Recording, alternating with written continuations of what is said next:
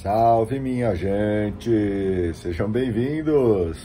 Nós estamos no Bíblia para Preguiçosos. Eu sou Eric Camacho e a gente vai continuar aqui a leitura do segundo livro dos Reis. Estamos no capítulo 12. Então, desde já eu peço a você que assista o vídeo até o final e por enquanto só deixe o seu like aí, tá certo? Vamos lá. Capítulo 12. Joás em Judá. Importância do templo. Joás tinha 7 anos quando começou a reinar. Ele subiu ao trono no 7º ano de Jeú e reinou 40 anos em Jerusalém. Sua mãe se chamava Sébias e era natural de Bersabeia. Durante toda a sua vida, Joás fez o que o Senhor aprova, pois tinha sido educado pelo sacerdote Joiada.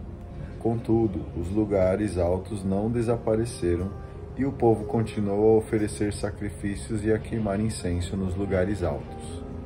Joás disse aos sacerdotes: todo o dinheiro das ofertas sagradas oferecido ao templo do Senhor, o dinheiro que circula, o dinheiro das taxas individuais, o dinheiro das ofertas voluntárias, tudo seja levado para o templo do Senhor, que os sacerdotes o recolham da mão dos seus conhecidos, para fazer as reformas necessárias no templo.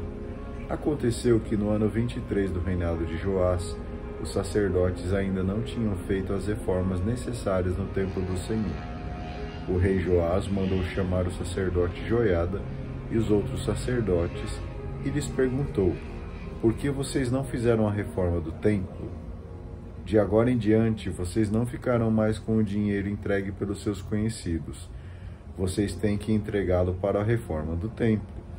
Os sacerdotes concordaram em não receber dinheiro do povo e não serem mais os encarregados da reforma do templo. Então, o sacerdote Joiada pegou um cofre, fez um buraco na tampa e o colocou junto do altar, no lado direito de quem entra no templo do Senhor. E os sacerdotes porteiros depositavam aí todo o dinheiro que era levado para o templo. Quando eles viam que havia muito dinheiro no cofre, o secretário do rei e o sumo sacerdote iam, recolhiam e contavam o dinheiro que havia no templo do Senhor. Depois de ter conferido o dinheiro, eles entregavam aos mestres de obras e encarregados do templo do Senhor. Estes utilizavam o dinheiro para pagar carpinteiros e construtores que trabalhavam no templo do Senhor, pedreiros e escultores, e também para comprar madeira e pedra utilizadas na restauração do templo do Senhor. Com esse dinheiro oferecido para o templo do Senhor, não se faziam taças de prata, facas, bacias para aspersão, trombetas, nem objetos de ouro ou prata. O dinheiro era entregue aos mestres de obras que o usavam na reforma do templo do Senhor. Nem se pediam contas aos homens que recebiam o dinheiro para pagar os operários, porque eles agiam com honestidade. Contudo, o dinheiro oferecido para os sacrifícios de reparação e os sacrifícios pelo pecado era destinado para o templo do Senhor, mas para os sacerdotes. Hazael, rei de Arã, depois de fazer guerra contra Gate e tomá-la, resolveu subir para atacar Jerusalém. Então Joás, rei de Judá, pegou os objetos que seus antepassados, Josafá, Jorão e Ocosias, reis de Judá, haviam consagrado e que ele próprio havia consagrado, todo o ouro que existia nos tesouros do templo do Senhor e no palácio real, pegou tudo isso e entregou a Hazael, rei de Arã. Então este se retirou de Jerusalém. O resto da história de Joás e do que ele fez, tudo está escrito nos anais dos reis de Judá. Seus oficiais se rebelaram e o traíram. Joás foi morto em Bet-Melo, na descida do aterro. Foram seus oficiais Josacar, filho de Semaate, e Josabade, filho de Somer, que o feriram de morte. Joás foi enterrado com seus antepassados na cidade de Davi, e seu filho Amazias lhe sucedeu no trono. Capítulo 13. Joacás em Israel, promessa de um libertador. Joacás, filho de Jeú, começou a reinar sobre Israel em Samaria no ano 23 do rei Joás, filho de Ocosias, rei de Judá. Ele reinou 17 anos, fez o que o Senhor reprova, imitou os pecados que Jeroboão, filho de Nabate, havia feito Israel cometer, e não os eliminou.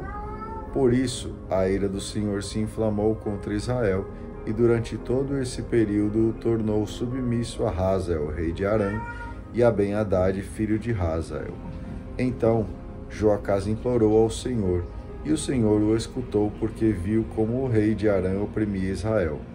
O Senhor deu a Israel um libertador, que o libertador do poder de Arã, e os israelitas puderam morar em suas tendas como antes.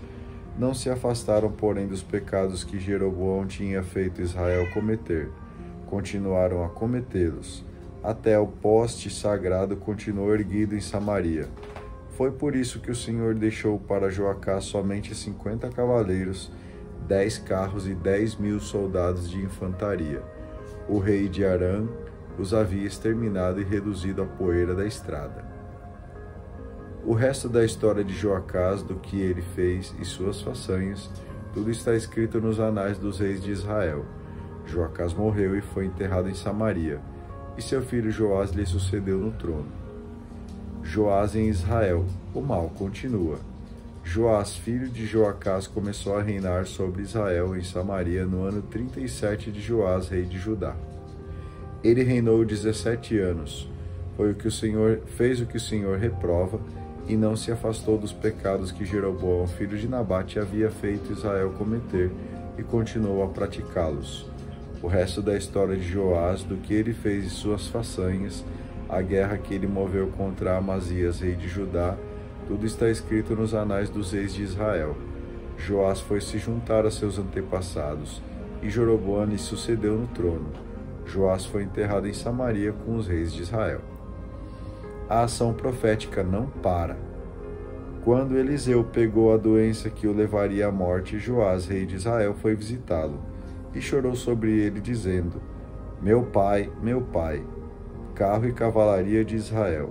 Eliseu disse: vá buscar o arco e algumas flechas. Joás foi buscar o arco e algumas flechas. Então Eliseu ordenou ao rei: segure o arco. E Joás segurou o arco. Eliseu pôs as mãos sobre as mãos do rei e disse: abra a janela do lado do oriente. E o rei abriu a janela. Eliseu ordenou: atire. E Joás atirou. Eliseu exclamou: flecha vitoriosa para o Senhor, flecha vitoriosa contra Arã. Você vencerá Arã em Afec até eliminá-lo. E continuou: pegue as flechas. Joás pegou as flechas. Eliseu ordenou ao rei: golpeie o chão. O rei disparou 3 flechas e parou. O homem de Deus ficou irritado contra o rei e disse: você deveria ter disparado 5 ou 6 flechas. Então você derrotaria Arã até eliminá-lo. Mas agora você vencerá Arã somente 3 vezes. Eliseu morreu e foi enterrado. Todos os anos, bandos moabitas faziam incursões no país. Certa vez, alguns homens que estavam enterrando o morto avistaram um desses bandos. Jogaram o corpo dentro do túmulo de Eliseu e foram embora. Aconteceu que o corpo, tocando os ossos de Eliseu, reviveu e se colocou de pé. Hazael, rei de Arã, oprimiu os israelitas durante todo o tempo em que Joacás viveu. O Senhor, porém, teve piedade e se compadeceu deles.